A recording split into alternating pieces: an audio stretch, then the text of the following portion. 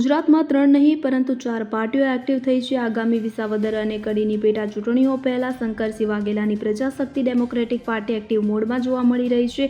આવતીકાલે વિસાવદરમાં શંકરસિંહ વાઘેલા કાર્યકર્તાઓ સાથે સંવાદ કરશે. આજથી કડીમાં પણ ડોર ટુ ડોર પ્રચાર અભિયાન શરૂ કરવામાં આવ્યું છે.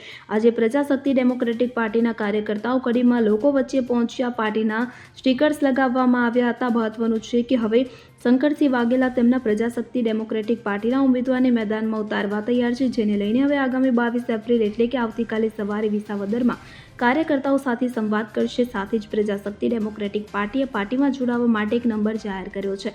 સભ્યો વધારવાની હોડ જામી છે, જેથી હવે વિસાવદર અને કડીમાં ત્રિપાંખીઓ નહીં પરંતુ ચતુષ્કોણીય જંગ થવાનો છે. ત્યારે આ ચૂંટણી જંગમાં કઈ પાર્ટીનો ઉમેદવાર જનતાને રીઝવવામાં સફળ નીવડે છે તે તો જોવું રહ્યું.